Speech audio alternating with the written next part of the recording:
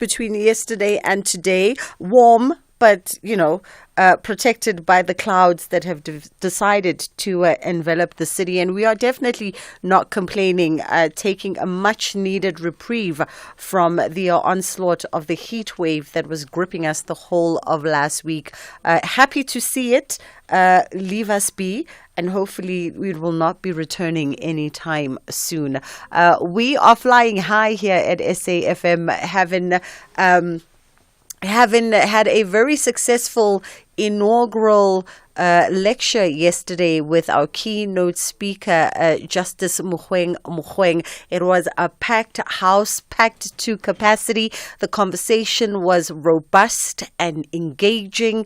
The discourse was deep and insightful and impassioned.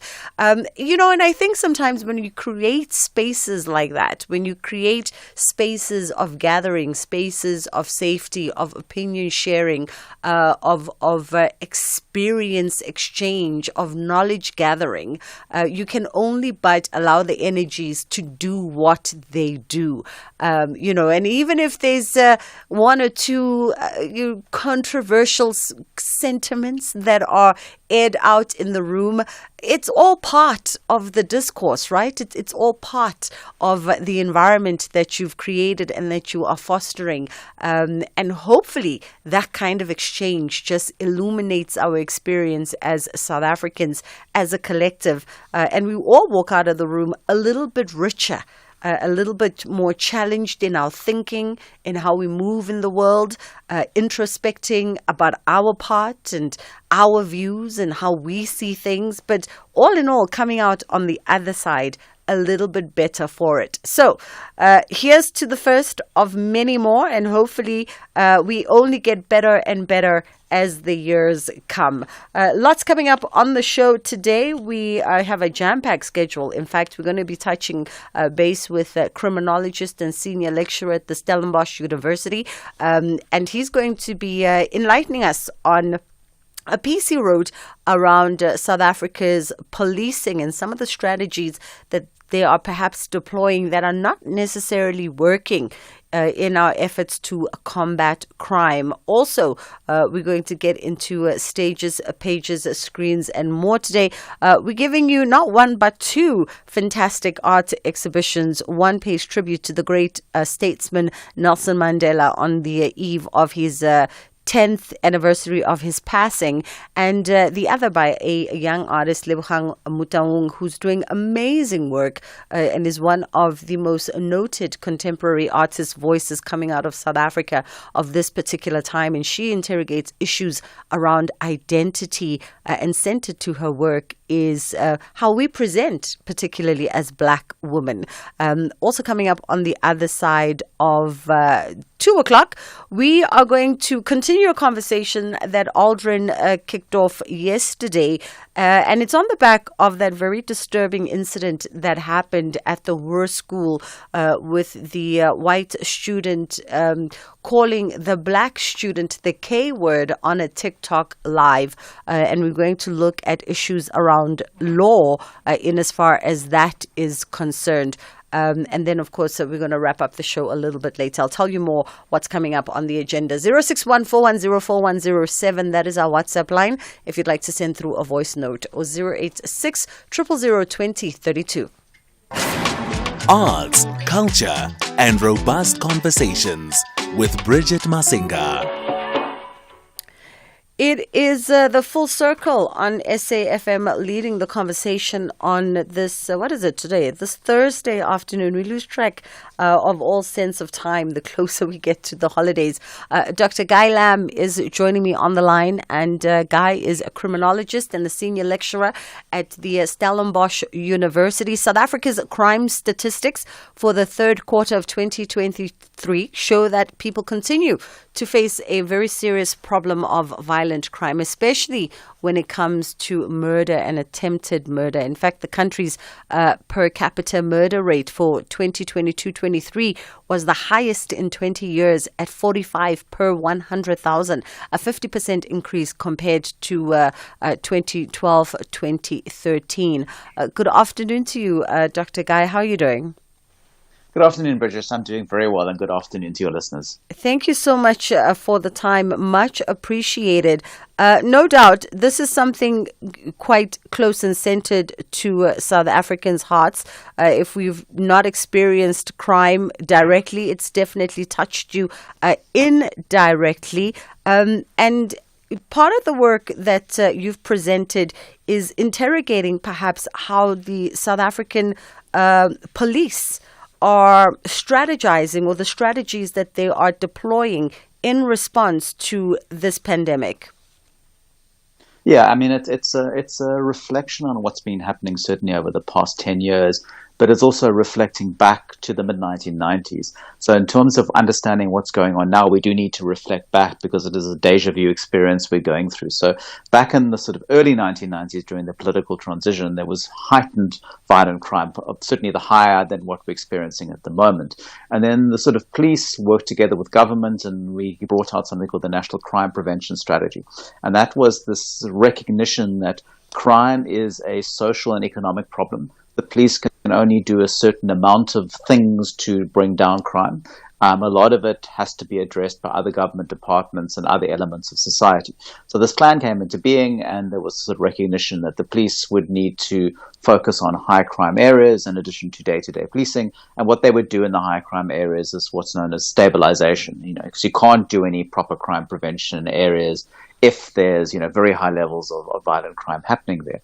So this idea around the rest of government and society needs to get involved, and the strategy provided a kind of a way forward on this. And then what happens is the sort of momentum gets lost, and, the police then just start to focus on the stabilization. They just tend to focus on what needs to be, kind of prioritized in the sense of the kind of work that's important to them. And it was sort of heightened kind of militarized type of policing that was pursued. And then, they did, and sort of we did tend to see crime coming down significantly, certainly since the late 1990s until about 2010 and the build up to the FIFA World Cup. And we saw kind of other government departments getting involved in trying to reduce crime. But since then, probably since about 2011, 2012, kind of the crime rates have been going up quite dramatically. And the police have sort of been sticking to their guns, to sort of use a kind of an adept, appropriate acronym, is that they've kind of been stuck with this sort of militarized policing process of just trying to stabilize high crime areas, sort of declaring crime as a kind of a type of military issue. It's something that we need to defeat. We're declaring a war on it. But this is, as we know, it's a societal, it's an economic driven issue. And, you can't declare a war on something like that and hope to win. Particularly if you're just using militarized strategies. Yeah. You do say that the police have adapted or adopted unsuitable crime fighting strategies. And I guess you allude to some of that. Would you care to expand?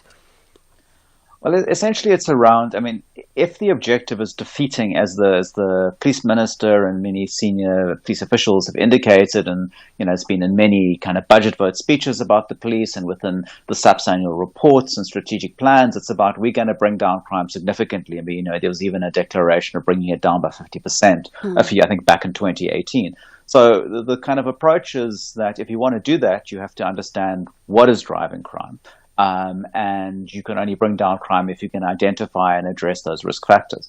But what the police have been doing is adopting kind of these highly militarized strategies where you go into high crime areas, and the objective is to arrest as many people as possible so that you can take, the perpetrators and potential perpetrators off the street, confiscate, weapons where possible, and that's as far as it goes. There's no other work that goes into addressing what these risk factors are that are driving kind of crime in these particular areas. So what's happening is the police have consistently launched these high density operations or saturation operations, which tend to have some sort of clean sweep labeling that goes with it. So we've got Chanela at the moment, Operation Chanela, which is means clean sweep. But before that, there was Operation Fiela Reclaim, which also kind of made use of the kind of concept of clean sweep, of sweeping away crime, sweeping away criminals, regarding as crime and criminals as dirty.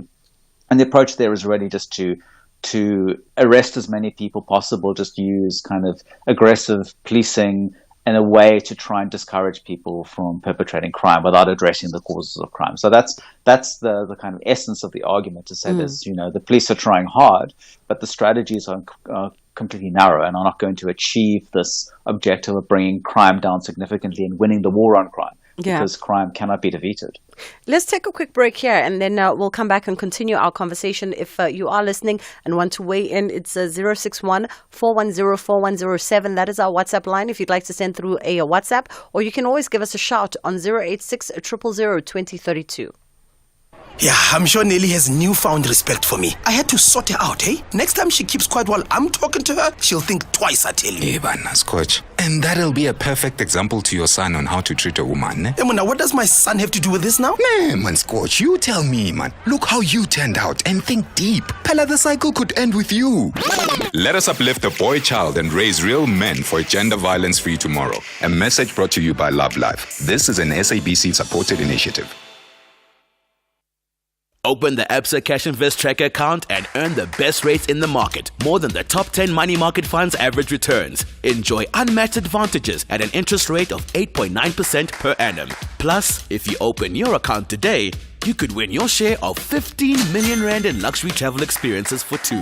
Yes, you heard right. A trip for you and your partner.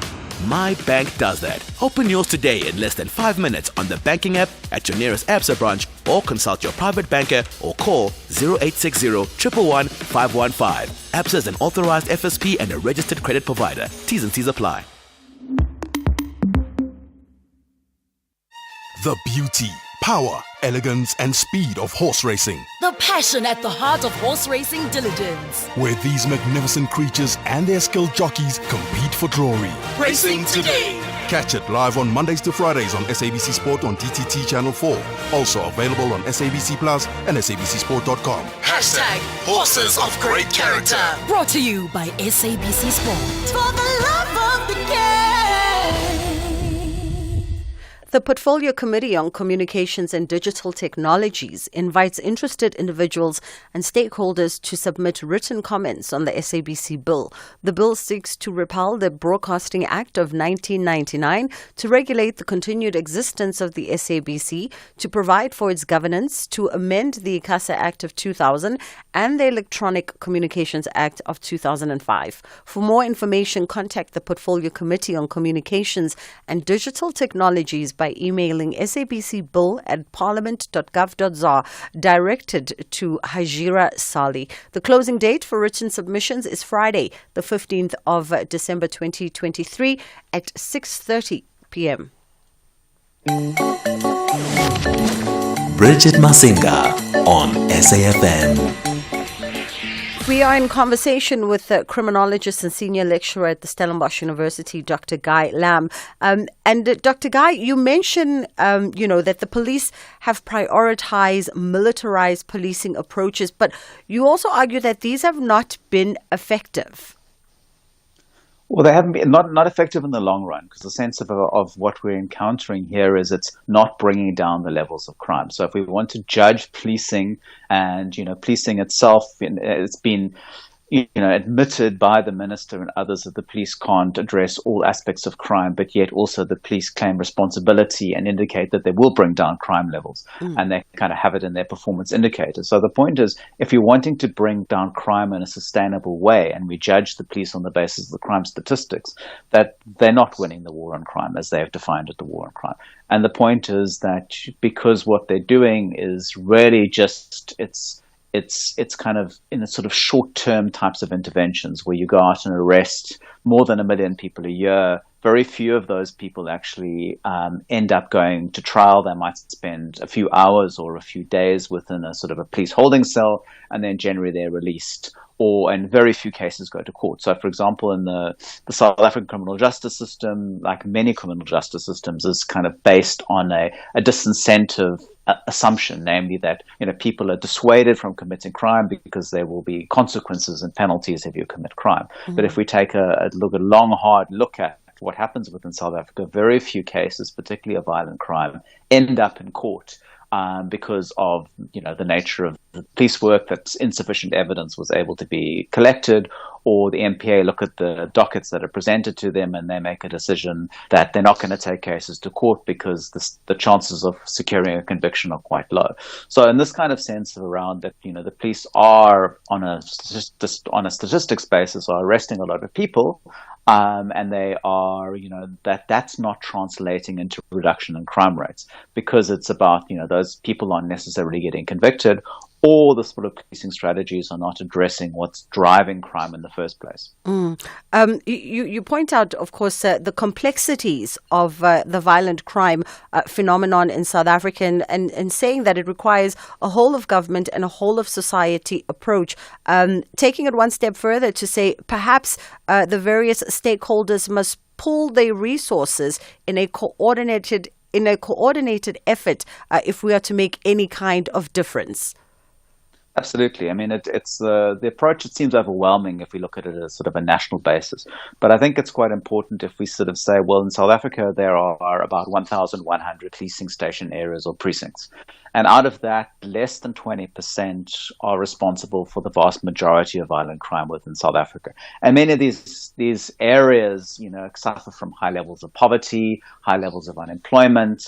There's a lot of kind of violence and frustration within these particular communities, low level of government services provided.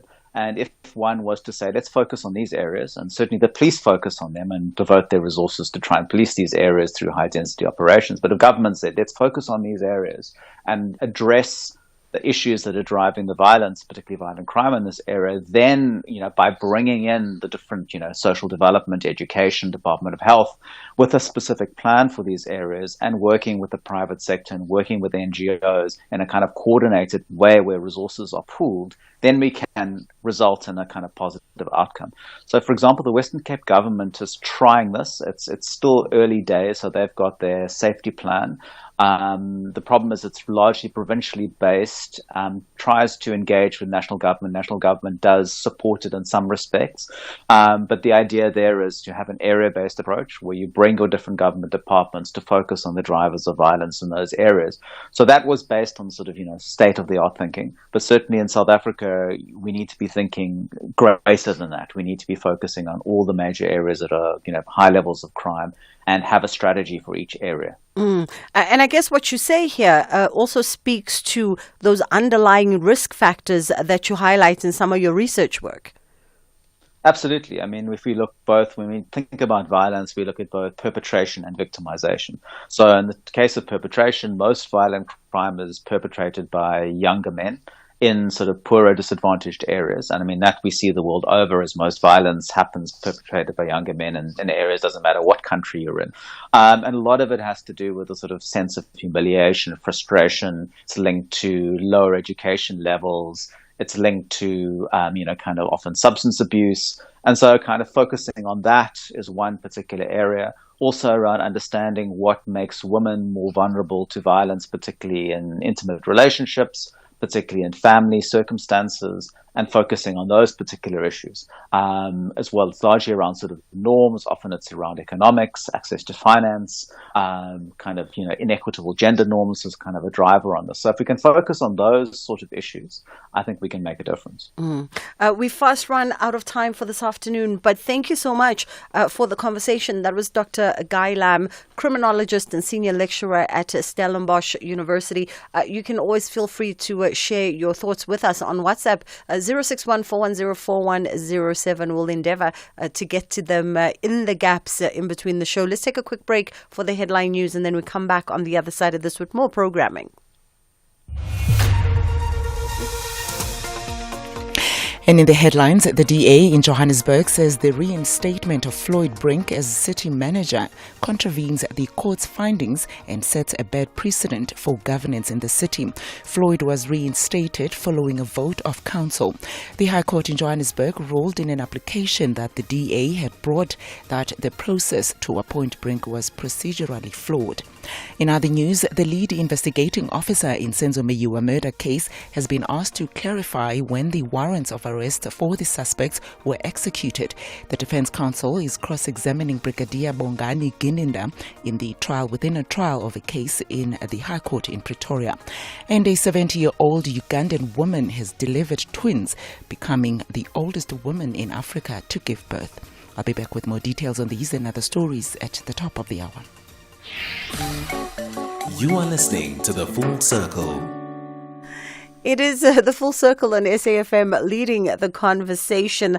It is time for us to shift gears just a little bit and reflect on the 10th anniversary of the late statesman Nelson Mandela's passing with a brand new exhibition.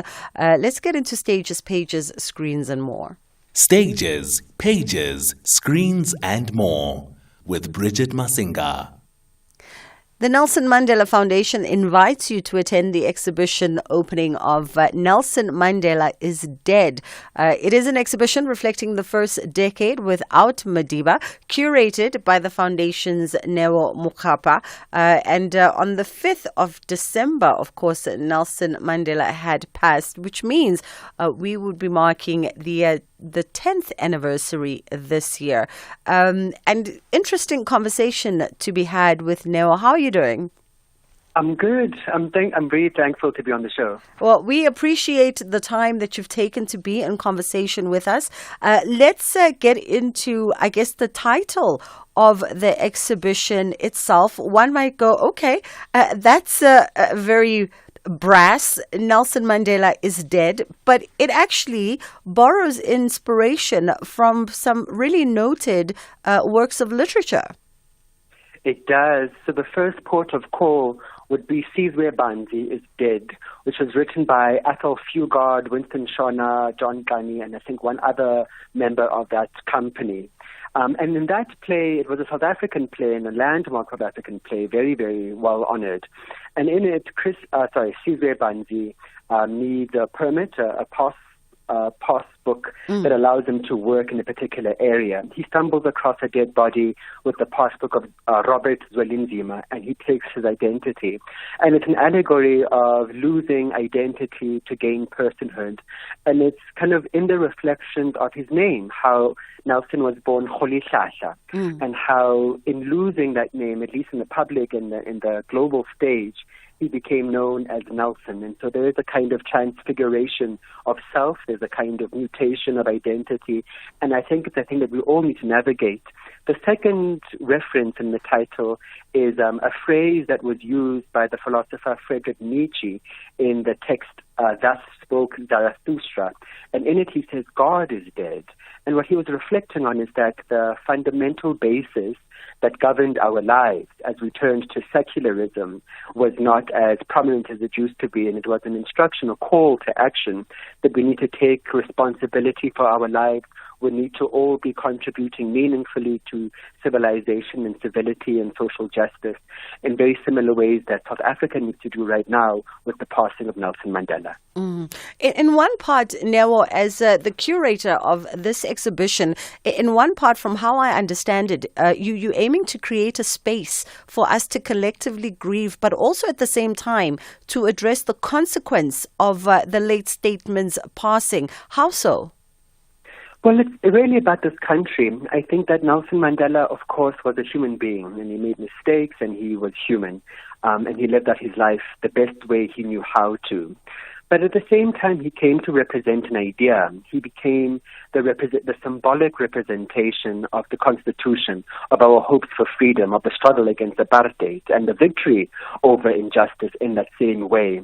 But more than that, he's come to represent the promise that we made to each other in 1994 with the signed Constitution in 96. And it's questioning that dream, that promise, how Nelson Mandela represents it. Is that dead? Are we struggling with the promise to redeem that promise? When you look at the different areas of our lives, and really every single area of this country seems to be in crisis. You can go to education, you can go to employment, you can go to energy, multiple other spaces, gender-based violence, as you were discussing earlier. Mm-hmm. Is the dream dead? Is it possible to pick it up? And so through the exhibition, there are different opportunities, different practices, different communal practices where people can engage, they can express themselves, they can make their imprint on the exhibition for us to all collectively grieve not only Nelson Mandela's passing, but also what has happened to this country. A poignant time for this exhibition. Nelson Mandela is dead on the eve of his 10th anniversary, which is coming up in just a matter of days. But also, I guess, an occasion, right, that presents itself for us to introspect, as you said, on maybe the challenges that we face, and we see it on social media platforms. Colloquially, we'll go, what would Nelson do? We've kind of used that as a gauge almost when we reach these moments that challenge us as a collective. Absolutely. And I think as the foundation, we get a lot of those questions whenever something happens to society, whenever a road erupts, whenever there was a riot, July 2021. And what those questions, what would he say? What would he think? What would he do? It's grief. It's a pining, wishing that he was here, wishing that he could come back and save us again. But the reality that we're trying to highlight through this exhibition, that he's dead, and that the situation that we are in is desperately urgent, and nobody is coming to save us. The sun is dead. We must be each other's warmth and light now. Sure. I think a lot of people probably go, well, why do we hypothesize over the ancestor? But I think sometimes it's necessary, right? In order for us to be able to stand in the light of we are the savior we are waiting for, we need to reckon with that truth. As you said, the ancestor is gone. It's on us now to carry the most ideal of the legacy and the most positive of his vision. Absolutely. But it is also a question of, well, for how long and how many times? Because I think, especially, I suppose, sitting where I'm sitting, it's every 2 weeks you get a question, what would he say about this? What would he say about this? Our official response is that we don't know. We actually do not know. We can't know what he would say. This is a fundamentally different context. The lines of the political space that we're in are very unclear as compared to apartheid. And sort of, it's this reflection of, well, how many books do we need? How much analysis of his life do we need? Have we not thought enough? Have we not spoken enough? Is it not time to really say that, okay, we've read his books, we've looked at his life, we've heard him, we've read his speeches, his quotes, all of it. Now let's do something about it, and real, radical, meaningful, significant, sustainable action that will really redeem this country. As we wrap it up, so the exhibition, Nelson Mandela is Dead, and you're doing this, by the way, in collaboration. It's not just the efforts of the Nelson Mandela Foundation. Absolutely. So the first collaboration that we had was with Stellenbosch University, where we put up perspex panels for students mainly to come and write or respond to the prompt, what does it mean that Nelson Mandela is dead? And we thought that Stellenbosch was a poignant space because it's often noted or rather referred to as one of the birthplaces of apartheid. It continues to be a very racially charged space, and we thought it would be a very good touch point. The second touch point or collaboration that we had was with the Forge in Braamfontein, and they did exactly the same practice, but now with Johannesburg students. As you might know, Braamfontein is the largest student hub in Africa with all of these universities around it. And so it was also a fundamental place to gain insight into what are young people thinking, believing, feeling about Nelson Mandela, but more than him, the fact that he's missing and the conditions of our life. As we conclude now, by way of the important information for those who want to get into these spaces and experience this exhibition, how long is it running? So the exhibition is launching tonight at the Nelson Mandela Foundation at 4 p.m. and it will be up until March 2024. Lovely stuff. That was Neo Mukhapo, who is an artist and writer, living and working and doing incredible work here in Johannesburg. They are part of the Nelson Mandela Foundation, obviously curating this incredible piece of artistic dialogue. Nelson Mandela is dead, and it's going to be up until March 2024. It's just gone 20 to 2 o'clock right here on the Full Circle. Let's take a quick breathe, and then we come back on the other side of this and continue with stages, pages, screens, and more. Ford is turning 100, and there's never been a better time to buy a brand new Ford. We're giving away 100 vouchers worth an amazing 50,000 Rand each, and the sensational grand prize of us paying for one lucky winner's Ford. It's the celebration of the century. Visit a Ford dealer, buy a new Ford, and win. T&Cs apply. Dressing up is a winning mentality. If you look good, you do good. You feel good too. Big ups to Polo South Africa for making the SABC Sport team look good during the Rugby World Cup France 2023. Class and style on another level. Rolez-vous. Brought to you by SABC Sport. For the love of the game.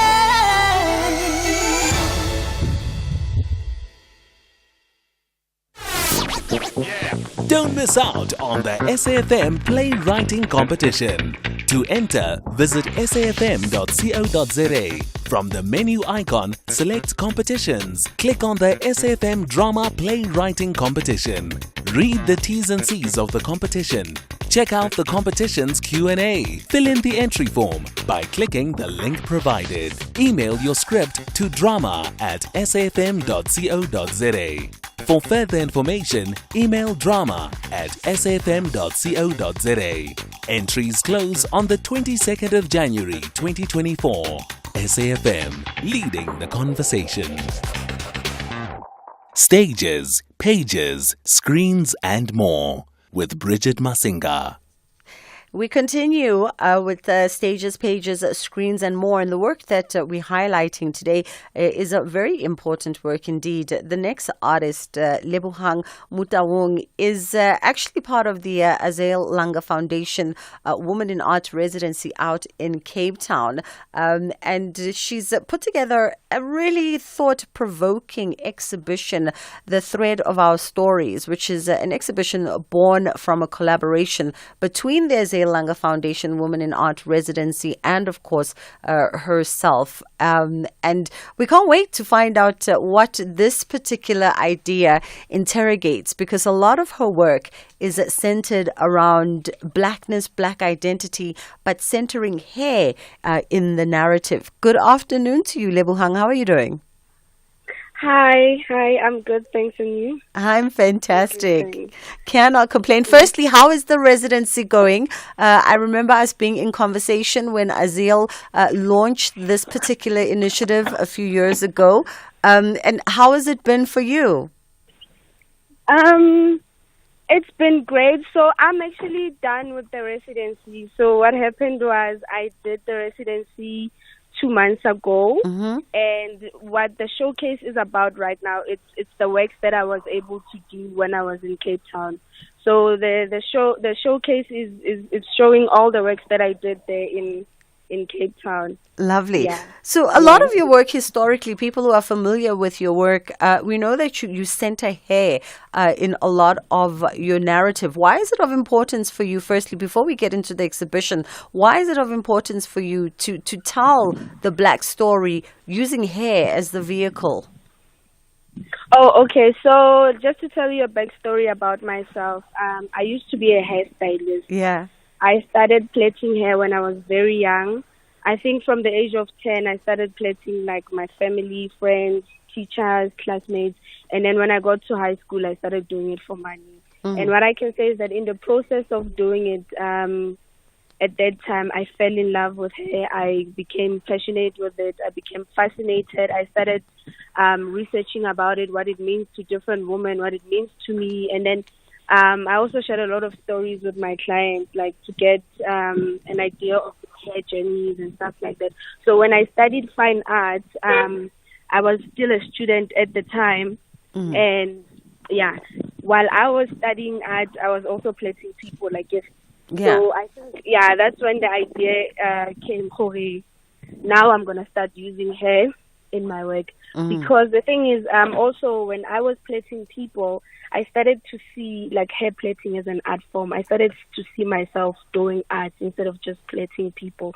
So most of all my work is to celebrate the work that I do, which is hairstyling and what hair means to different women as a whole. Absolutely. And one of the things I pick up from knowing a little bit about your story as well is also the understanding that hair is more than just identity. It's more than just the expression of blackness and who we are as a people globally, but also it's a currency. And it also provides a sense of community. We gather, we talk, we exchange in places where hair trading happens for us. And that oftentimes has found its way through quite a bit of your work. Tell me a little bit about this exhibition, The Thread of Our Stories. Okay, so this exhibition that is happening right now, I put together I think about 16 pieces of works, and most of them all of them actually it's works that talk about hair. So the exhibition as a whole, it celebrates hairstyling as a form of expression. I use hair. In some of the works, I use the actual synthetic hair to make the works, and in some of them are works done with charcoal pencils and stuff like that. But they also talk about hair. Most of it is to celebrate the art of hairstyling, and also to celebrate hairstyling as a form of self-expression. If you look at most of my work also, I like to exaggerate on the hair. I like to make like sculptures.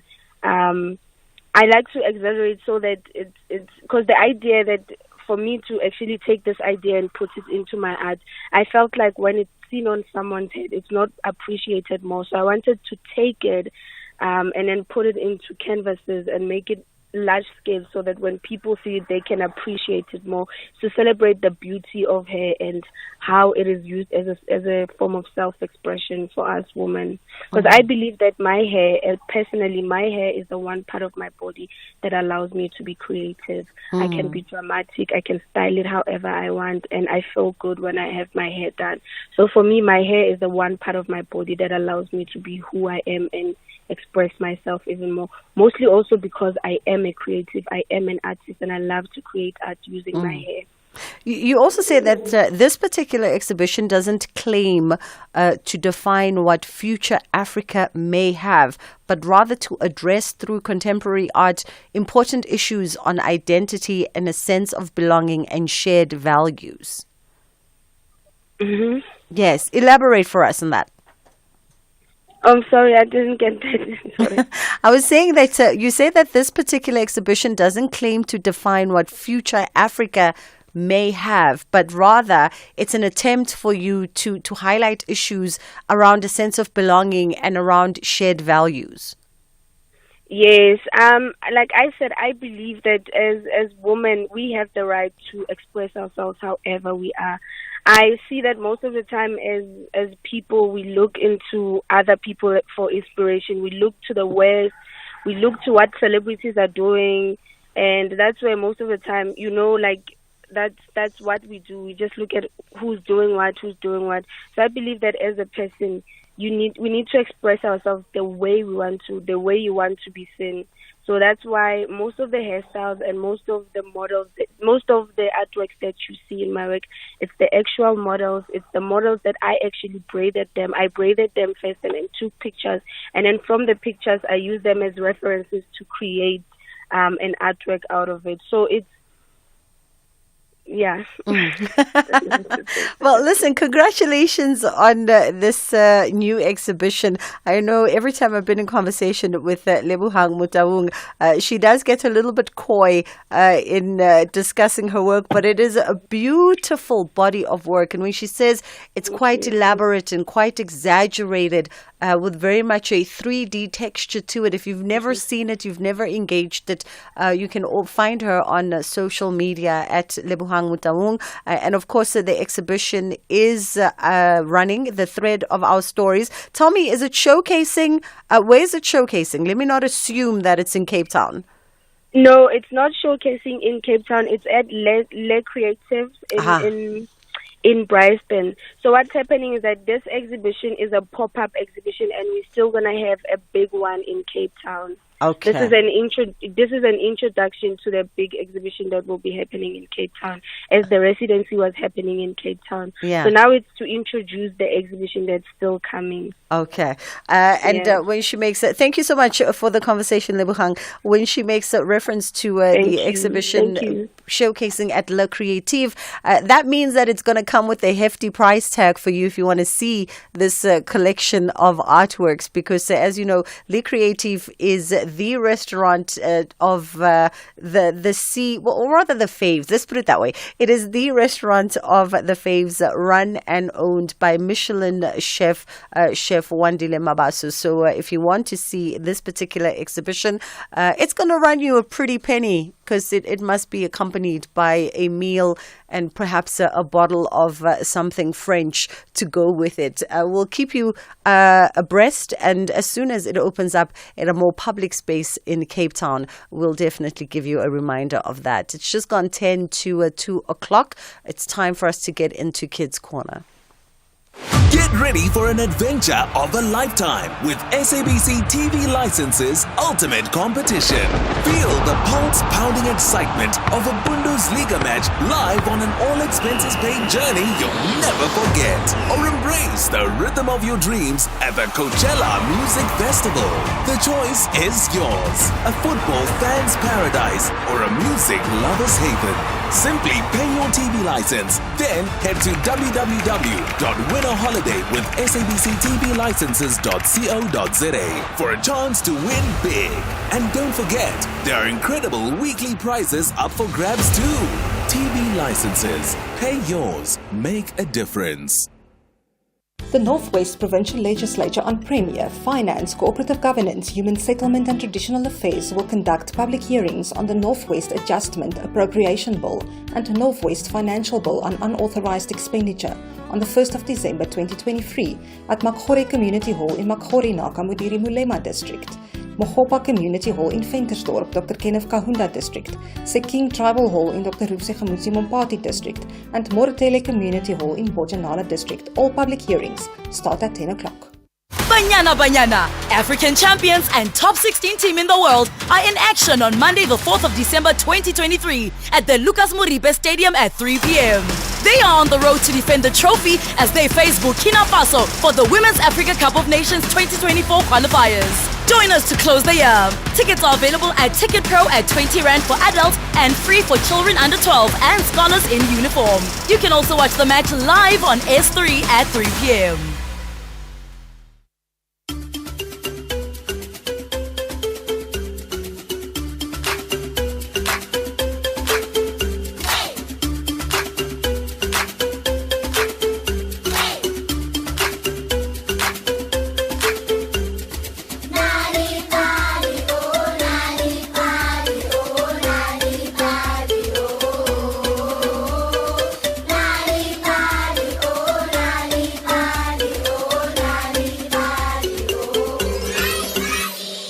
Friends, and welcome to Nalibali.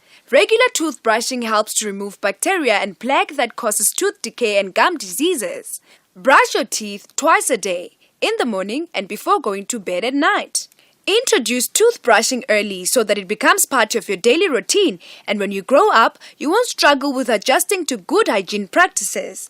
Today's story is called No Ordinary Pup, written by Leonard Clutie. Before we listen to today's story, let's all get up and dance! Yay!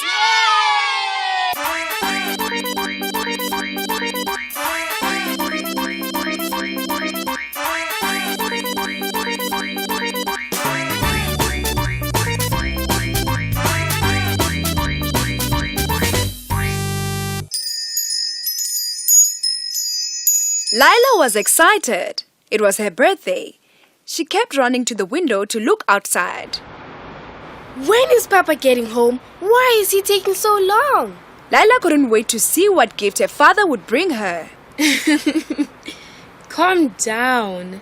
Papa said he would be back soon. Mama laughed, but Lila could not sit still. Papa said her birthday gift present was a huge surprise. Maybe it's a hamster or a kitten, she said. Perhaps it's a doll, said Mama. No, Mama. He said it was a pet.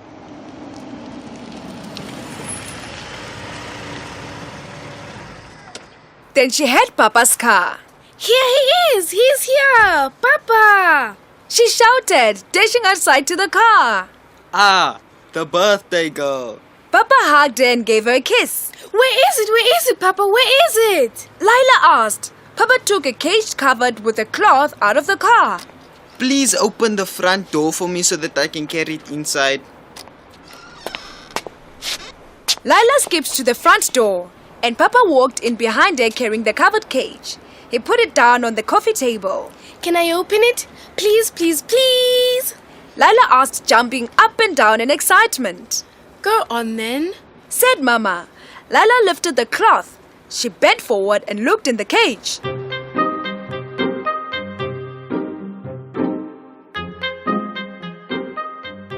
It's a puppy!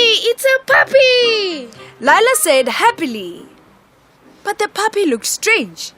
The tiny creature had wings like a bat and a long tail like a lizard. Just be careful. It's not an ordinary puppy. It's a dragon pup, said Papa.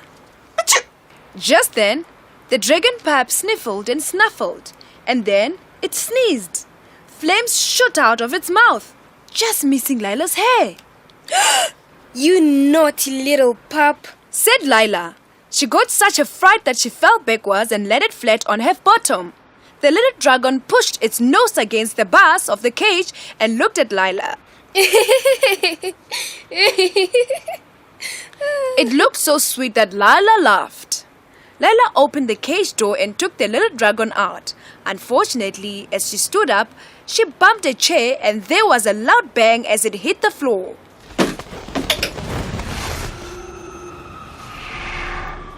The dragon flew out of her arms and opened its mouth. Whoosh!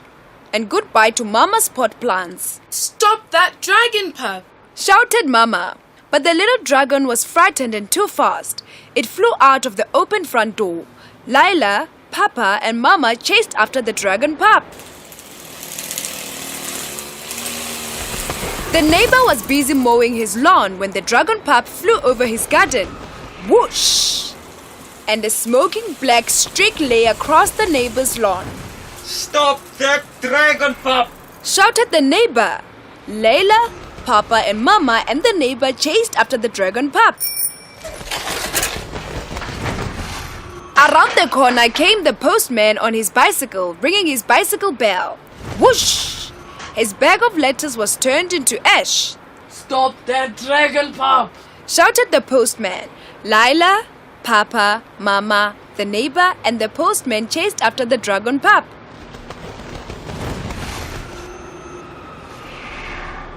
The dragon pup flew to the top of a tree and rested on a branch. The poor dragon pup was very tired and hid its head under its wing and fell asleep. Lila and the others stood next to the tree, and Papa phoned the fire brigade. A few curious passers-by stopped to stare.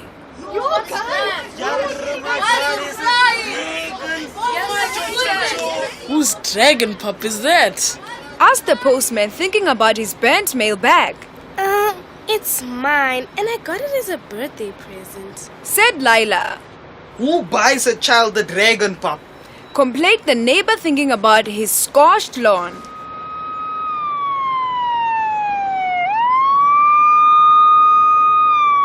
Luckily, the fire brigade arrived quickly.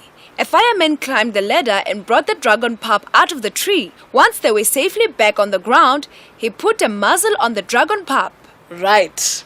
Now you can't breathe fire while your owner trains you not to burn things, said the fireman. Lila was very happy. She bought a pretty collar and a long leash for her dragon so that he could fly around safely when they went out for walks. Every day, Lila trained the dragon pup not to spit fire when it was excited. But when she took off the muzzle to let it eat and drink, she had to be very careful because the dragon pup was still a dragon pup and accidents sometimes do happen. And so we come to the end of another Nali Bali story time. Today's story was called No Ordinary Pup, written by Leonard Cloutey. Did you know that reading and telling stories to children at home can help them do better at school?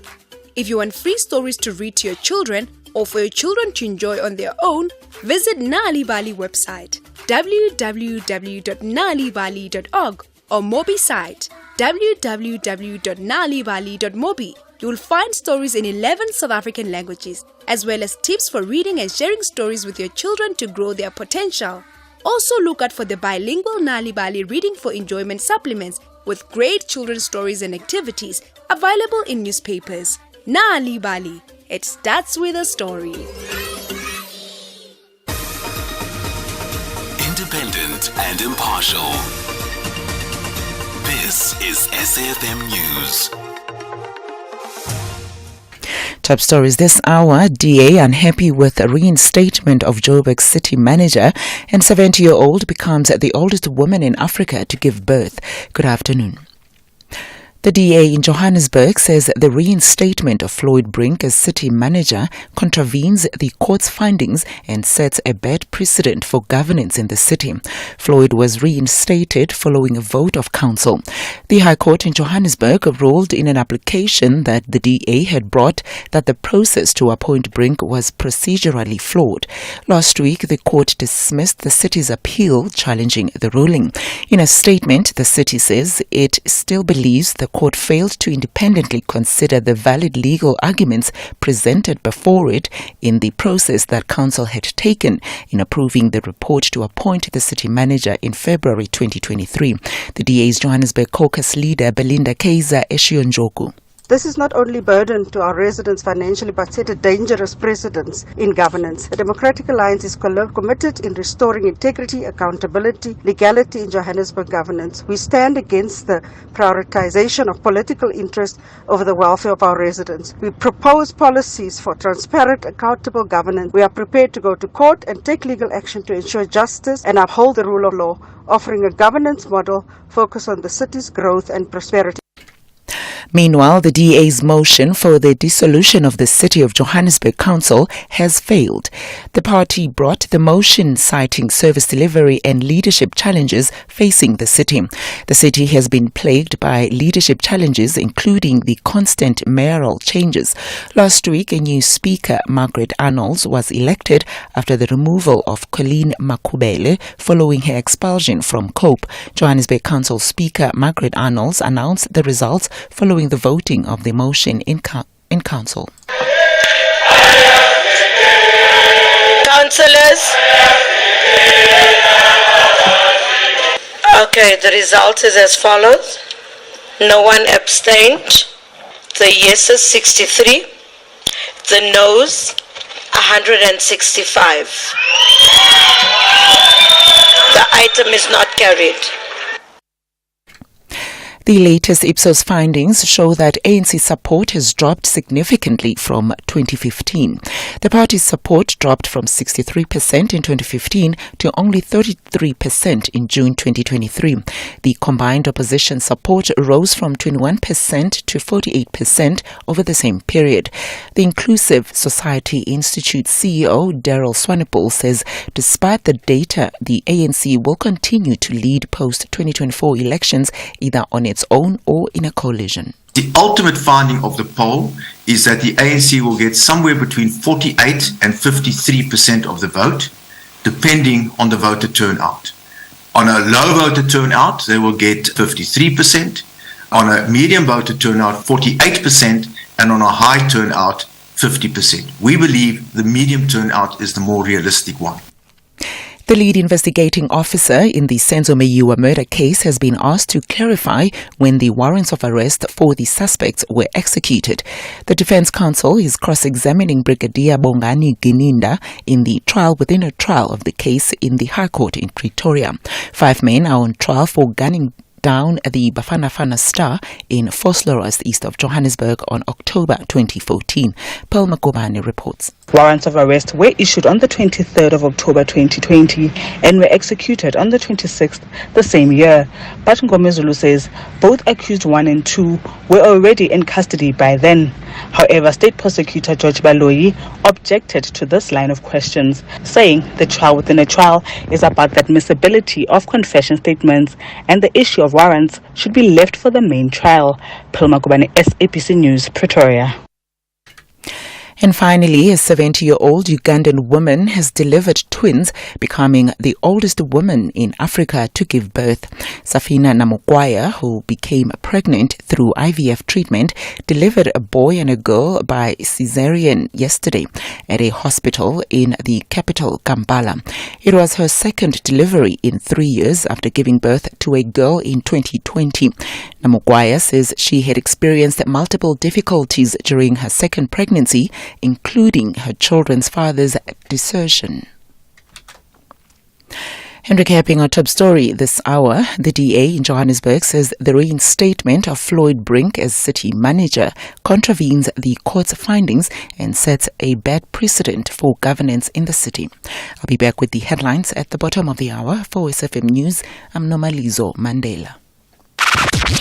SAFM 104 to 107 nationwide. Hello, Michelle. Hope you well. Listen, I went to this car heaven place We Buy Cars with Henriette to sell the caravans and the jet skis she must now got from the divorce because she's never going onto the Vaal River again, she says. So We Buy Cars bought it from her for a great price. Nobody, you should tell your husband to sell all of those project cars and take you to the Maldives. Or just give them a call because they come to your house and then they buy your car somewhere on the spot where they're so gereflig. We Buy Cars, the best place to sell your car by far. Dressing up is a winning mentality. If you look good, you do good. You feel good too. Big ups to Polo South Africa for making the SABC Sport team look good during the Rugby World Cup France 2023. Class and style on another level. Rolez-vous. Brought to you by SABC Sport. For the love of the game.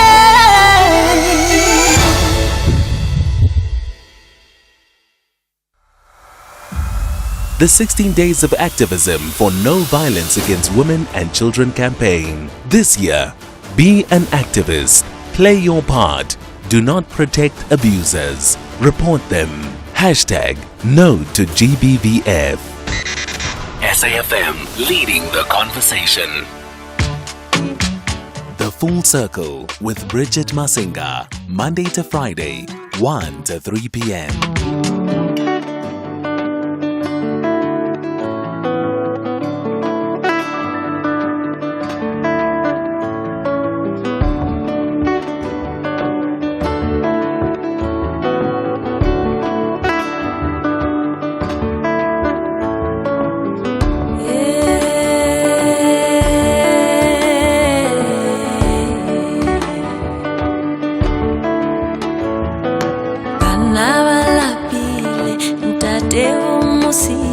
Things are falling apart, yeah.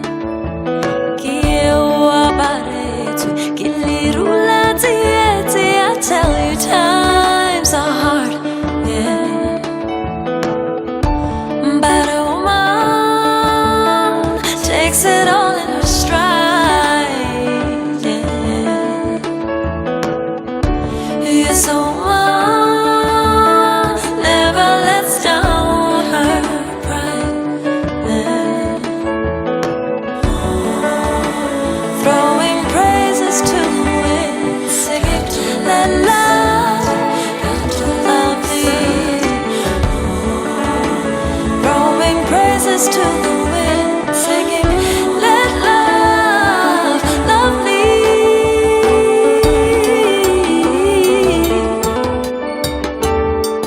Hoche masari, kim masari, masari, kim masari, masari, bari kim masari, kim masari, masari, kim masari, masari. Musari wa mankunte, kekakapa, kekakapa ya musari wa mankunte, kekakapa, kekakapa ya musari wa mankunte, kekakapa, kekakapa ya musari wa mankunte, kekakapa ya musari. Hava mutsabari, utwetse pele jwangi, ureketswetswe ke musari.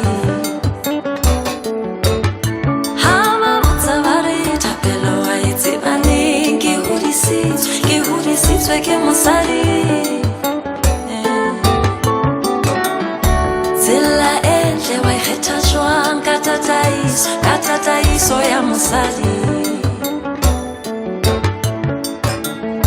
ya ka hlompho le ditebo ho mahlalele mma mosadi ke mosadi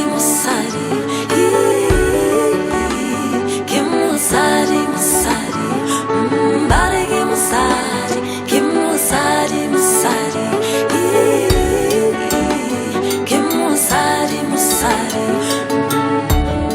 mosadi wa mankhunte ke kakapa ya mosadi wa mankhunte ke kakapa ya mosadi wa mankhunte ke kakapa ya mosadi wa mankhunte ke kakapa ya mosadi.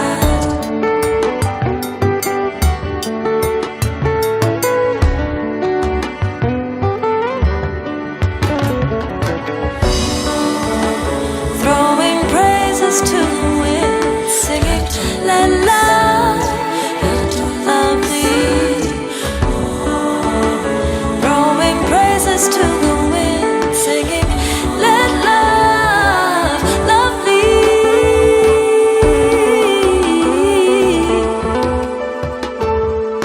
Hoche ke mosadi,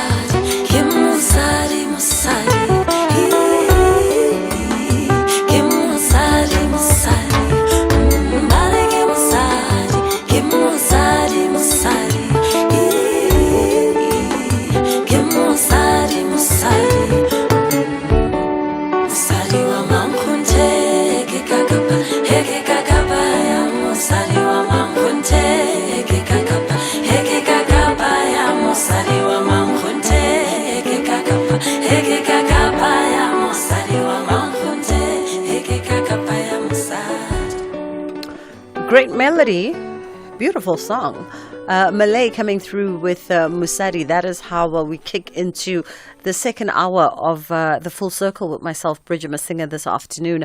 061-410-4107. That is our WhatsApp line where you can definitely send through your voice notes if you want to weigh in on our next conversation, or you can give us a call on 086 000 2032. And it's going to be hopefully an interesting one. So in the past few years, we've seen a couple of headlines. We've seen a selfie video rant that landed a South African man in hot water.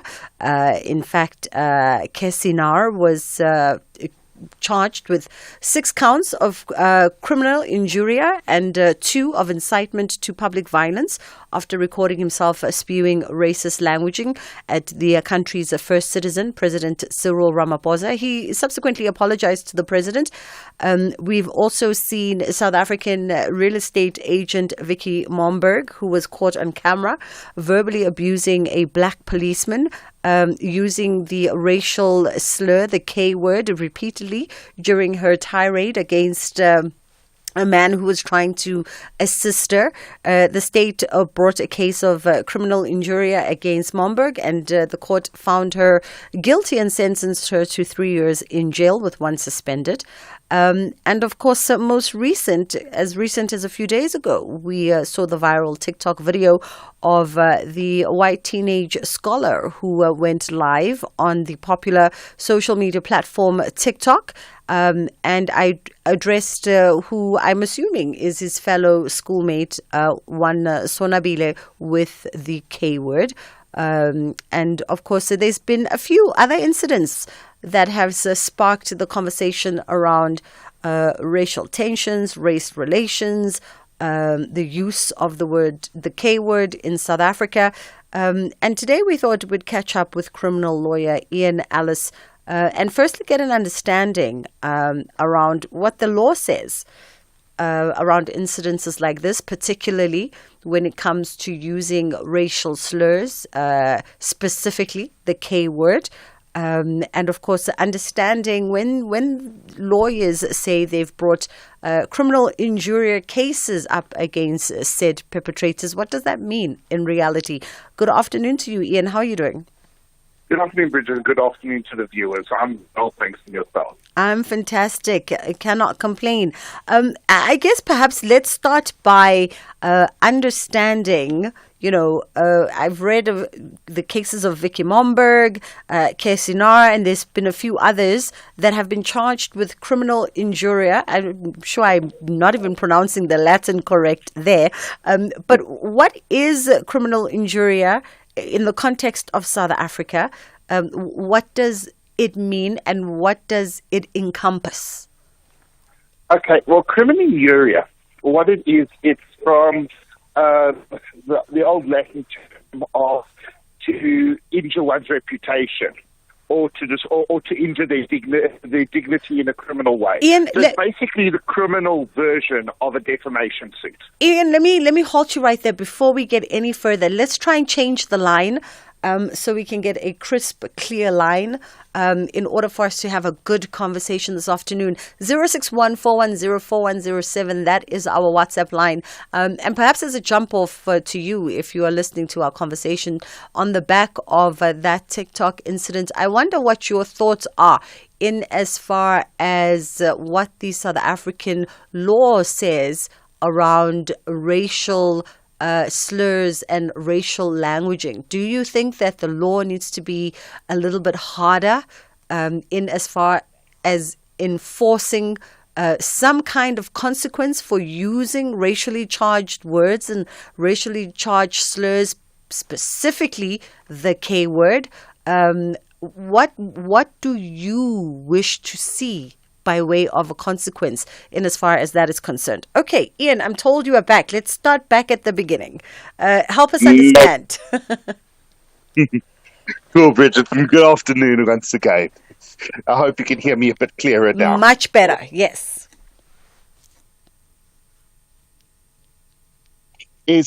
Bridget, let me explain, the term criminal injuria comes from the old Roman Dutch, which is the impairment or the criminal injury to one's dignity. It's similar, and that is where there's an intentional and deliberate attack on one's dignity, and that's what makes it the criminal version. Then you hear also people sue for defamation. Defamation is the civil remedy, where one claims for monetary loss as a result of their reputation being harmed in any way and their dignity being impaired. They're basically one in the same, if one could put it in that way. The difference is one is criminal, the other one is civil, and the one will result in jail time and or a fine. The other one will result in compensation for the person who's actually being defamed or being aggrieved, if one could say that. Oh, I see. And in order for one to file a charge of criminal injuria, do you need to, specifically when it comes to, racially charged offenses, do you bear the burden of proof to prove that whatever the racial offense is, whether in this case a slur, harmed you or created some kind of impairment to your dignity, or because it is a racial slur and racially charged language, it's almost automatic that it becomes a criminal injuria case? There's tended to be a sway more from the courts to taking it a lot stricter, especially bearing in mind the history of the country. So that is the reason why, if one could say, the racial slurs are taken to with a lot more seriousness. Then basically, if one could go ahead and say, the personal harm suffered by the person, but because of the nature and the seriousness, especially of racial slurs that is what creates the greater effect and the greater punishment being imposed. The fact is, you could technically be charged with criminal injuria for calling a person an idiot or a moron in a crowd.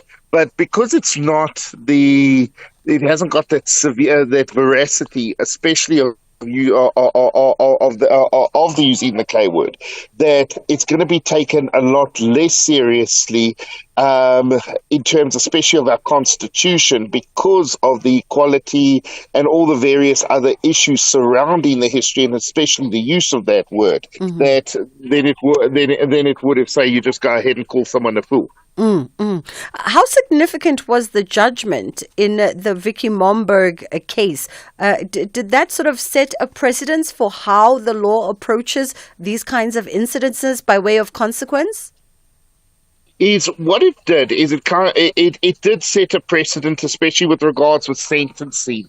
The biggest thing is that one must also start looking at when one looks at the sentencing, is the sentence fitting the crime as well? Because it was very strict, and it's not about the and one must say disregard what the offence is. But when a court starts handing out as a baseline a prison sentence, a direct imprisonment for crimen injuria, is one must also take a look at that one isn't handing out a more higher sanction for that as a crime than one is actually handing out when you can go ahead and culpable homicide itself is 3 years. So one must also be a bit cautious when commenting that the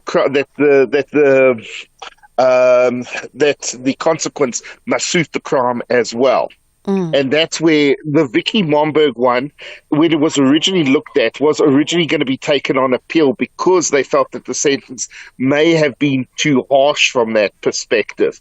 But eventually, that never. I don't believe that took place. There was also a similar issue there was that other woman down in I think KZN, who also made racial slurs and racial remarks and was also sentenced to prison. So realistically, it's now become almost a template or a precedent for racial-related crimen injuria rather than crimen injuria as a whole. Yeah. We are in conversation with Ian Ellis, who is a criminal lawyer. Wondering, as you listen to our conversation, do you think, as a South African, that there should be harsher punishment for people who use racial slurs and in particular who use the K word in verbal attack to somebody or even in gist or, the Americans have had this conversation around issues with the N word for themselves. And I guess it's our turn now to start interrogating our own relationship and interaction with the K word. What are your thoughts? Do you think that there should be a harsher punishment? Do you think that the punishment should fit the crime? And if so, what does that look like in your world, in your perspective as you listen to us? 061-410-4107. That is our WhatsApp line if you'd like to send through your voice notes, or you can always give us a call on 086-000-2032. Let's take a quick break here and then we'll come back and continue our conversation. A loving partner shouldn't take away your choices. Your choice of clothes, your choice to wear makeup and cut your hair. A loving partner shouldn't choose your friends or choose how you spend your time. A loving partner shouldn't control who you speak to. If your partner is controlling your choices, it's abuse. Get help now. Dial Tears *134*7355# or visit tears.co.za. An SABC supported initiative. The Northwest Provincial Legislature on Premier, Finance, Cooperative Governance, Human Settlement and Traditional Affairs will conduct public hearings on the Northwest Adjustment Appropriation Bill and Northwest Financial Bill on Unauthorized Expenditure on the 1st of December 2023 at Makhore Community Hall in Makhore Nakamudiri Mulema District, Mogopa Community Hall in Ventersdorp, Dr. Kenneth Kahunda District, Seking Tribal Hall in Dr. Rufse Gamutsi Mompati District, and Mortele Community Hall in Bojanala District. All public hearings start at 10 o'clock. Banyana, African champions and top 16 team in the world are in action on Monday the 4th of December 2023 at the Lucas Moripe Stadium at 3 p.m. They are on the road to defend the trophy as they face Burkina Faso for the Women's Africa Cup of Nations 2024 qualifiers. Join us to close the year. Tickets are available at Ticket Pro at 20 Rand for adults and free for children under 12 and scholars in uniform. You can also watch the match live on S3 at 3 p.m. The Portfolio Committee on Communications and Digital Technologies invites interested individuals and stakeholders to submit written comments on the SABC bill. The bill seeks to repeal the Broadcasting Act of 1999, to regulate the continued existence of the SABC, to provide for its governance, and to amend the ICASA Act of 2000 and the Electronic Communications Act of 2005. And for more information, you can contact the Portfolio Committee on Communications and Digital Technologies by emailing sabcbill@parliament.gov.za. That's sabcbill@parliament.gov.za, directed to Hajira Sali. The closing date for written submissions is Friday, the 15th of December 2023 at 4:30 p.m. This is Bridget Masinga on SAFM. 0614104107. As you sit in the comforts of your home or in your car, weaving your way through the afternoon traffic, what are your thoughts in as far as racial slurs, and in particular in the South African context, the K word? Do you think that there should be harsher punishments for the use of such words, and what does that look like? If someone verbally attacks you using that historically charged word, what does that punishment that befits the crime look like for you? And we are in conversation with Ian Alice, who is a criminal lawyer. There's been calls in for there to be harsher penalties and harsher punishments for this. But as you said, leading into the break, the punishment has got to fit the crime. What does harsher in this context look like if we're looking at, using the K word? But you see, Bridget, that's exactly where the problem comes, especially with criminal injuria, which has traditionally been an offence that hasn't been, and if we take a look at the offence as a whole, not in the specific thing, because this is the problem. When people look at specific issues, there might be something different, but when one looks at the crime as a whole, it needs to be looked at equally as a whole. Is you can't end up having people every time there's a slight insult being passed that people are going to go that people live in fear that they're going to be sent directly to jail for calling their neighbor a fool or a moron or lazy or an imbecile or whatever it is. But at the same time, we are especially a sensitive society to the ills of the past. And in doing so, one's got to take a look and say, yes, we need to eradicate the racial aspect from our society and the racist aspects from society. But there's a couple of things as well that's got to work equally amongst all parties. And secondly, the punishment needs to fit the crime, because you can't say, well, if you go ahead, if you insult your neighbor and say they're fat and ugly and look like the back of a troll, there's not even the police won't even come, but you make a racial slur and then they want you, and then you must be incarcerated to direct imprisonment for 5 years. Yet somebody who's out for murder gets parole after 6. You've got to look at it within the context of what is also reasonable to enforce.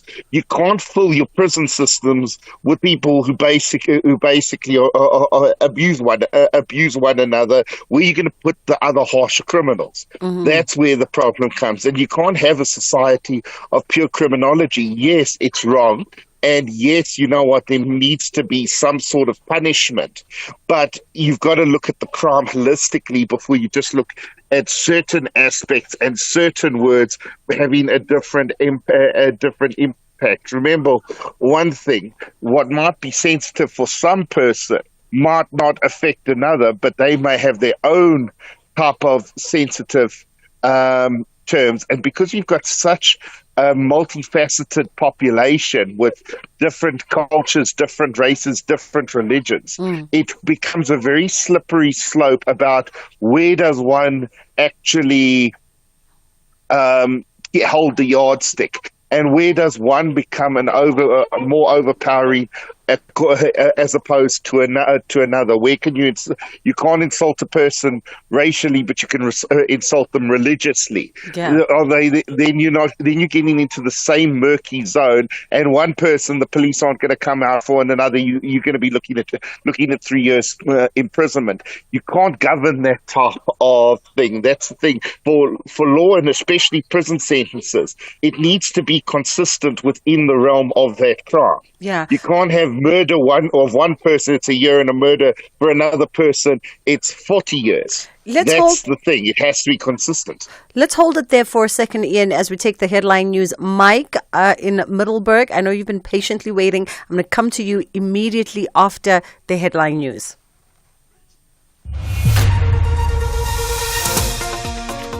Thank you, Bridget. In the headlines, the Electricity Minister, Kgosientso Ramokgopa, says he is confident that once the emergency reserves are stabilized, the intensity of load shedding will go down at least by the weekend.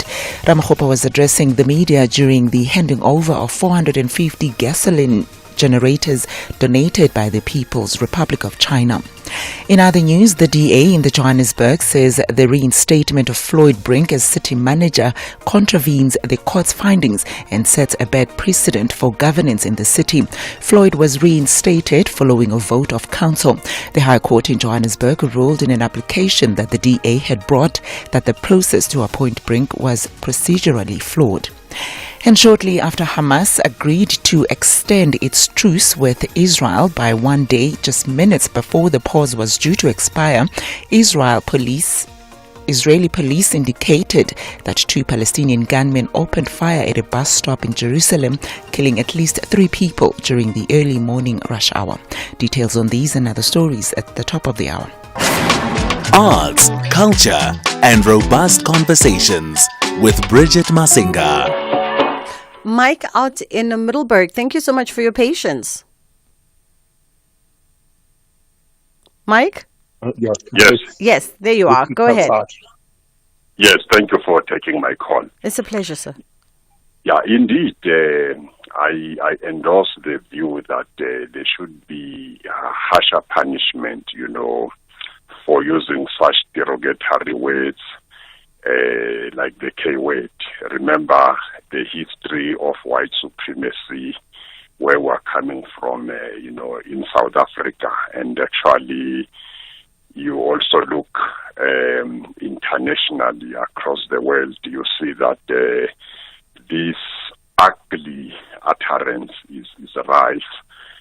Sometimes people might not necessarily use such words per se, but their action might actually be in the extreme to show that they are for white supremacy. For instance, I follow the genocide by Israeli government against Palestinians, and I read something very disturbing. There was a statement by Benjamin Netanyahu saying Palestinians are not humans, which to me suggested that the reason they are applying collective punishment, killing indiscriminately, killing toddlers, killing patients in hospital, is because they do not regard these people as humans.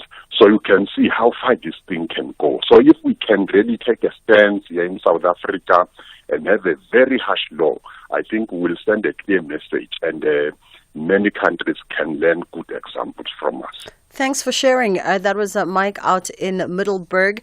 Our lines are open on 086 000 2032, 061 410 4107. What is your perspective? Do you think that we should be considering harsher punishments? But what does that look like, given everything that Ian has tried to help us understand this afternoon by way of the law needing to be consistent, where the punishment must fit the crime directly and proportionally? So perhaps the question of harsher punishments needs to be relooked, and maybe we need to be thinking about, Ian, perhaps what do punishments look like that feel equivalent to the crime, but that may not necessarily carry the same weight, by way of, say, a prison sentence. So are there other ways of punishing offenders that we could perhaps be exploring that have impact? Well, Bridget, since the country has done away with the death penalty, the harshest possible crime is a term is direct imprisonment. And looking at the conditions of the South African prison system, that's actually it's as harsh as it's going to get anywhere in the world. There could perhaps be more community service type of arrangements, especially for that and for understanding and education. There's opportunities from a charity point of view where one can go ahead where there's funds, but instead of those funds going to fund the government, if one could go ahead and say that there's formal restitution type of funds directly to charity organizations and groups that are going ahead and looking to improve racial relations and having to do community service at those type of centers. It's almost like from a correctional services point of view to look at alternatives. And then if you are going to have extreme people, you are going to have people on the extreme left and the extreme right who are going to go ahead and push that boundary. Then you know what? Then there has to be a consideration of direct imprisonment. And but it can't be a first-time offence when suddenly, irrespective of how egregious the language is, that the person's going to prison for 4 years. It also becomes ridiculous in this. You're not dealing, let's be realistic, you're not dealing with violent offenders. We're not, if the person is part of a group and they're part of a supremacist group, irrespective of which direction, and there has been attacks, well, then you know what? Then it's a different type of aspect. But then they're not going on criminuria. Then it's a whole different context of the law. But I think if you're looking at straightforward criminuria, one can't throw the book at a person on direct imprisonment, and then for a similar offence, but you say something different, and it's because it's not racially connotated, then it basically doesn't even get investigated. It needs to be proportionate, and yes, I understand what the guest was actually saying, but at the end of the day, how much harsher, how much harder, how much more of a stick can you beat? Can you then beat somebody with? That's where it suddenly comes. If you're already beating them with a heavier stick, they can't go much further than that. Let's go to WhatsApp and see what's on your minds. 061-410-4107. Bridget and fellow SFM listeners, good day. My name is Tulani Nzima in Croydon.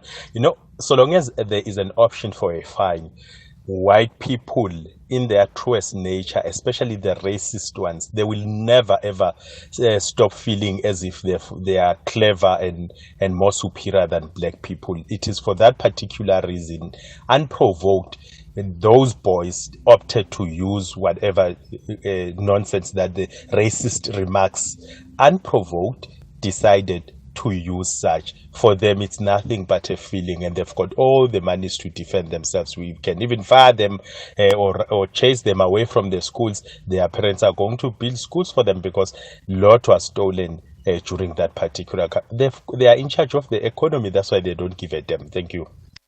I wonder, just by way of my final remark to you, Ian, I mean, do these punishments even create a deterrent? Not really, because at the end of the day, remember one thing is the crime has to be proved, and you know what?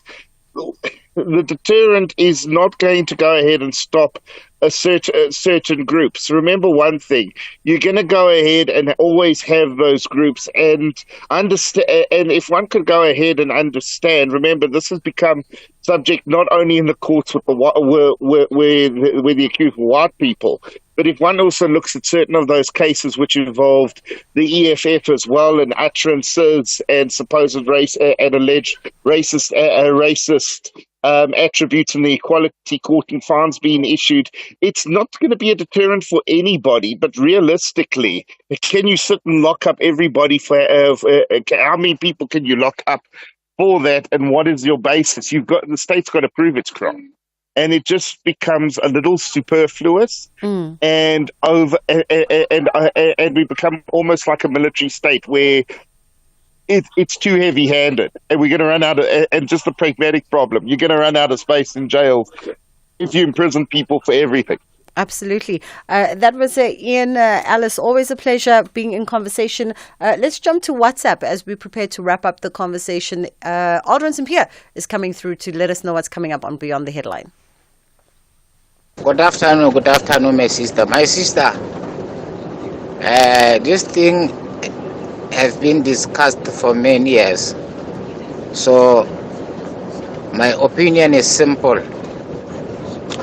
If he or she insult me in those words, I insult back. That is simple. Because it seems to me some of them, they don't want to stop using that K word. So the simple way is to insult back. If the fight erupt, let be it. That is a solution for me. Thank you, nice show. Bridget and fellow SFM listeners, good day. My name is Tulani Nzima Incredon. So long as there is an option for a fine, white people in their truest nature, especially the racist ones, they will never ever stop feeling as if they are clever and more superior than black people. It is for that particular reason, unprovoked, those boys opted to use whatever nonsense that the racist remarks, unprovoked, decided to use such. For them, it's nothing but a feeling, and they've got all the monies to defend themselves. We can even fire them or chase them away from the schools. Their parents are going to be. SAFM 104 to 107 nationwide, leading the conversation. Rand Water is concerned about the significant increase of water consumption in its areas of supply. The increase in water consumption is putting severe strain on Rand Water's distribution network. To save water, please do not wash your cars with hose pipes. Use buckets.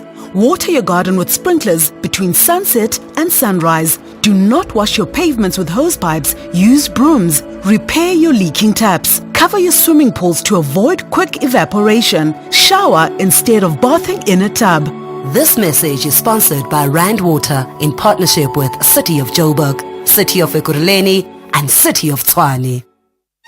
The beauty, power, elegance and speed of horse racing. The passion at the heart of horse racing diligence. Where these magnificent creatures and their skilled jockeys compete for glory. Racing today. Catch it live on Mondays to Fridays on SABC Sport on DTT Channel 4. Also available on SABC Plus and SABCSport.com. Hashtag Horses of Great Character. Brought to you by SABC Sport. For the love of the game. Thank you for joining us at the SABC M1 Studios in Johannesburg on SAFM 104 to 107 FM, on Facebook, X and YouTube channels for our inaugural public lecture, delivered by the former Chief Justice Mogoeng Mogoeng. SAFM, leading the conversation. A loving partner shouldn't take away your choices. Your choice of clothes, your choice to wear makeup and cut your hair. A loving partner shouldn't choose your friends or choose how you spend your time. A loving partner shouldn't control who you speak to. If your partner is controlling your choices, it's abuse. Get help now. Dial Tears *134 *7355 hash or visit tears.co.za. An SABC supported initiative. Amazulu FC and TS Galaxy FC both believe they will make it to the final of the Carling Knockout Cup. However, only the great outfit on the day will celebrate the final whistle. KwaZulu-Natal versus Mpumalanga. Lesotho battles it out with the Rockets. Catch the Carling Knockout Cup semi-final contest between Amazulu FC and TS Galaxy FC this Sunday, 3 December at 2:30 p.m. live on SABC1 and SABC radio stations. Also available on SABC Plus and SABCSport.com. Hashtag We Love It Here. Brought to you by SABC Sport. For the love of the game. Bridget Masinga on SAFM. I followed your conversation yesterday. Yes, on air as well as on X. And you raised some very interesting. We had a discourse about it with my producers around this conversation with the Hoer School incident. Yes. And you raised a point on your X where you were asking, and I'm just paraphrasing, but you were asking, Guti, where are all the white voices in this conversation? Because if you say you are anti-racism, it's not enough to be quiet when incidences happen. You have to rise up and speak. Yeah, I totally believe that is what it is going to take for us to actually deal with racism, because what happens also is that you have these small little nyana networks where in these smaller nyana cells the racist are actually being coddled. And nobody really calls them out. I was looking at some of the responses to that X as well, and some white people were saying that, but it's an error. But it's not an error. It's not an error. It's an intentional. It is learned behavior as well. And while we do speak about what the child has done, what little Foster has done, what about the parents? What do the parents say when the EFF pops up on the screen? And however they feel about the EFF, surely the description of the EFF and EFF members and supporters of EFF can be EFFKs. For me, it's totally unfortunate. But then also, again, even to our listeners, and we do have white listeners, is that once these incidents happen, I think that you must come forward, you must raise your voice, so that even the little Fosters would know that the space is becoming smaller and smaller for me to behave in the manner that I behave that I behave in. Yes, at the end of the day, mostly it is black people that are victims of racism, but as white South Africans, you also have a role to play, because racism is not nice. I don't think it's a nice thing, even for you as a white person, because there's a lot of tension, there's a lot of hatred, and a lot of tension and hatred takes a lot of energy away from you.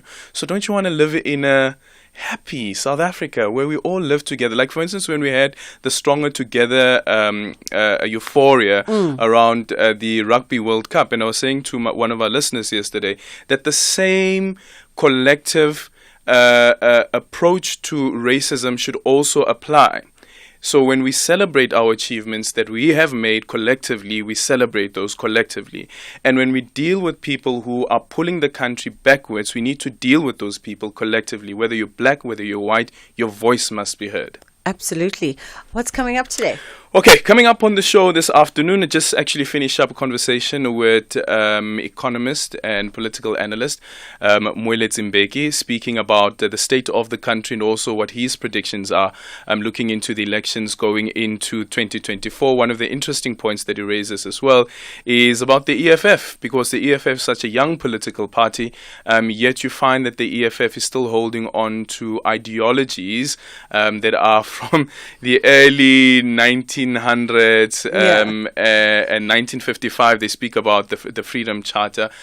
Why does it seem as though perhaps that they are absent in when it comes to what the current challenges are? And are the current challenges that we are facing as a country really going to be resolved by what is in the Freedom Charter? So that's one of the points that he raises. So we'll be playing that for the interview. And then another story that we'll be looking into is this one about the soccer age, when it comes to... We'll be speaking to Brian Mufokeng, SABC football commentator and presenter.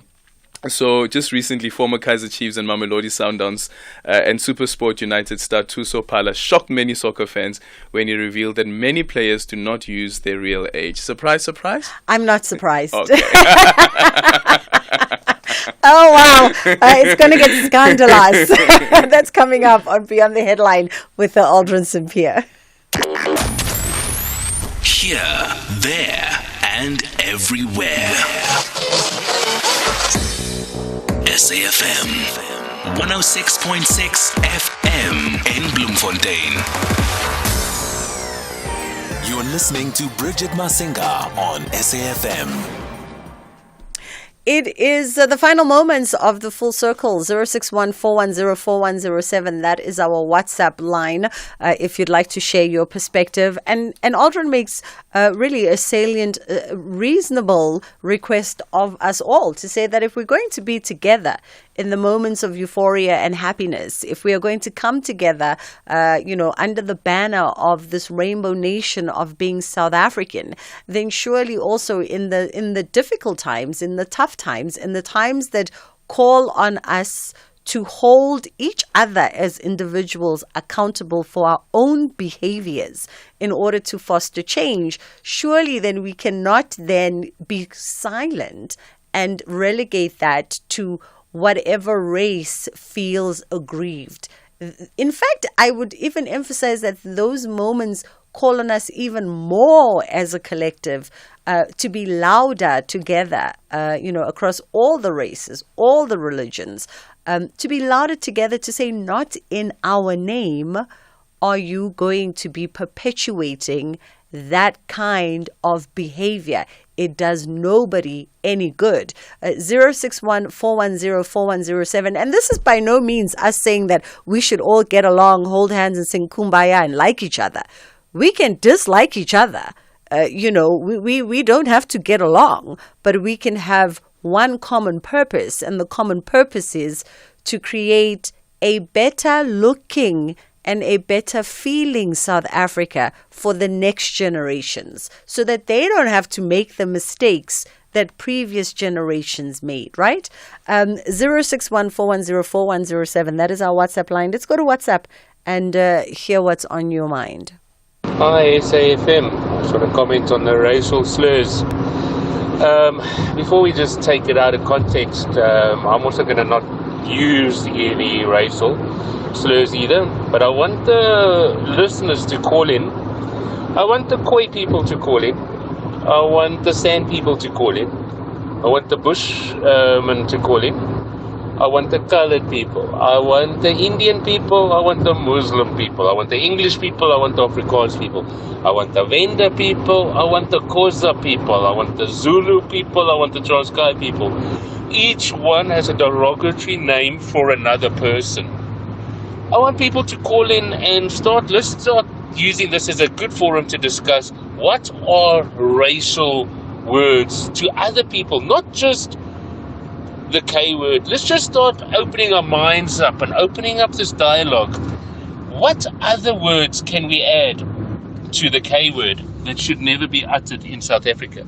If we're only going to block the K word and we're going to allow other genders and people of color, let's call in, let the gingers call in. I'm a ginger. Let's freaking get other people to call in. Let's start making a list of words to ban, and we ban all of it. All of it. And I think that's the way to get to it. We can't just ban the K word, where there's a lot of other racial tensions out there that's been used and exploited. Mark from Johannesburg. Hi guys, this is Msizi from Dundee. Wanted to comment about the whole racial issue and the punishment fitting the crime. I think all of this depends mainly on the history or the context of the country. There are a lot of things that are usually, most of the time, not that offensive to people if they do not know the context to it. So like the K word or whatever. The K word was protected by the state by a certain system. So a particular type of people feel a certain way about that word. And they feel according to those types of people. It's the same as the N word in America. They feel that anyone who uses that word should be punished drastically. So punishment will not be the same. You cannot compare that to a measly fight with a neighbor. A measly fight with a neighbor happens whether the neighbor is black and white, or whether the neighbor is white and white, those are normal life occurrences. But in South Africa, the whole K-word thing, I feel, should be treated differently, because I feel it was state sanctioned to be used to put down an entire race of people.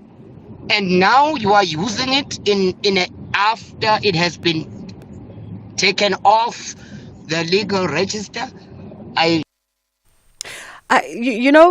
We really appreciate all your contributions, and do keep them coming in the final moments of the show. Mark in Johannesburg, you make some valid points, but perhaps we do need to come together, as a collective in all of our diversity, and come together and lay on the table words and terms that we feel are derogatory and offensive to each other.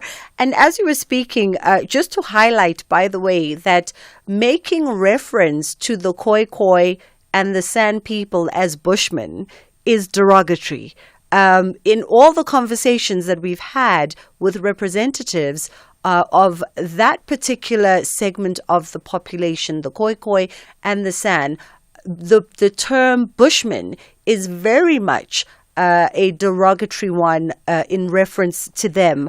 And I know, for instance, that the Indian and Asian population in South Africa, also having grown up in Durban, also have some terms that make references to their ethnicity that are derogatory and that are a no-no. So I think, by and large, a lot of South Africans, including, by the way, the segment of the population known as coloured people, who also, some of which also challenge the use of coloured as a way of identifying. So I think we all pretty much know what is right and what is wrong, what is hurtful, what is painful, what conjures up a painful history, whether you are Indian, whether you are black, whether you are Caucasian, whether you are biracial, coloured, Khoi, San, we all know, but we choose to pretend like we don't.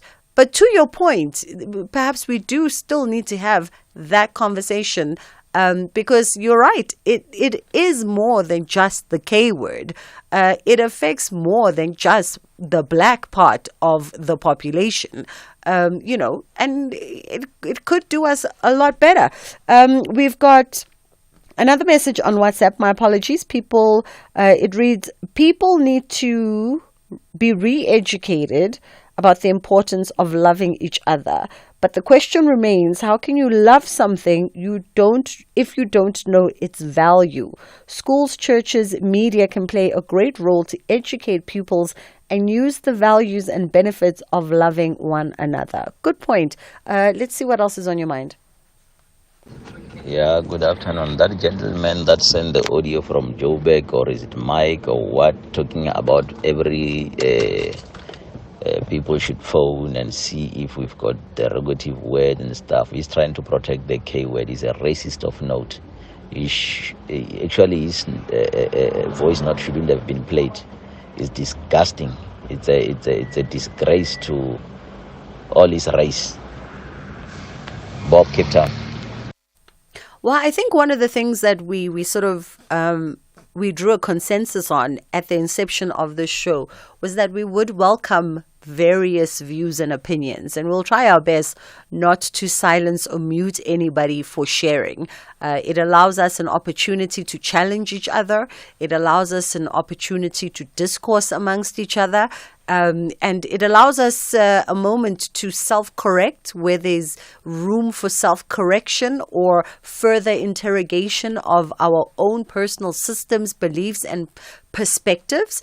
And so whether we agree or don't agree, or whether there's some things that Mark said that you're in agreement with and some things that you don't, for as long as we try to be respectful of how we deliver our message when we are in conversation. This is why we have these conversations and have these platforms, so that we can, share our different perspectives. And hopefully tomorrow we try to do better. Tomorrow we challenge ourselves to rise up to be the best representation of ourselves and of this wonderful country that we share together.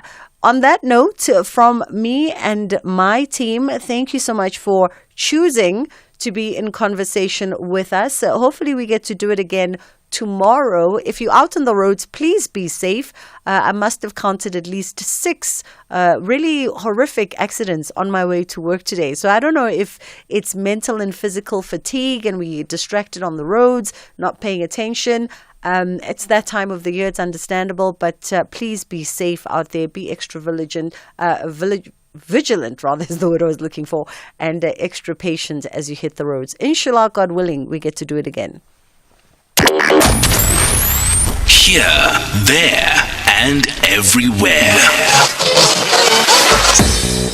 SAFM 106.2 FM in Tohoyandou. Independent and impartial. This is SAFM News. Top stories this hour. Ramaphosa confident on load shedding reduction by weekend and another extension of the truce between Hamas and Israel. Good afternoon. Electricity Minister Ramaphosa Ramaphosa says he is confident that once the emergency reserves are stabilized, the intensity of load shedding will go down at least by the weekend.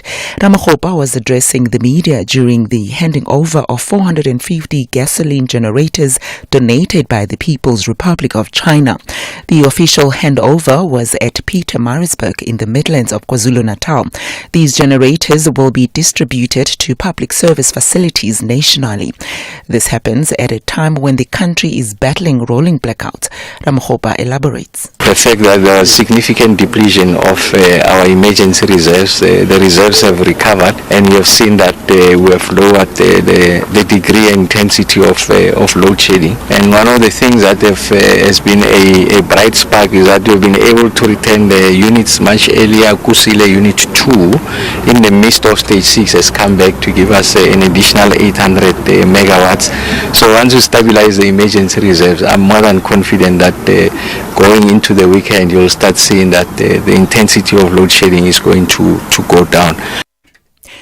Ramaphosa added that government is working hard to seek other alternatives to end load shedding. As you resolve the bigger question of ending load shedding, you need some alternative supply, or if you like, some solution that will ensure that there's uninterrupted supply.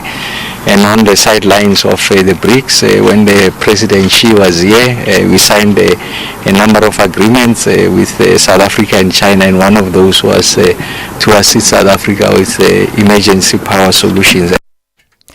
The DA in Johannesburg says the reinstatement of Floyd Brink as city manager contravenes the court's findings and sets a bad precedent for governance in the city. Floyd was reinstated following a vote of council. The High Court in Johannesburg ruled in an application that the DA had brought that the process to appoint Brink was procedurally flawed. Last week, the court dismissed the city's appeal challenging the ruling. In a statement, the city says it still believes the court failed to independently consider the valid legal arguments presented before it in the process that council had taken in approving the report to appoint the city manager in February 2023. The DA's Johannesburg caucus leader, Belinda Kaiser Eshionjoku.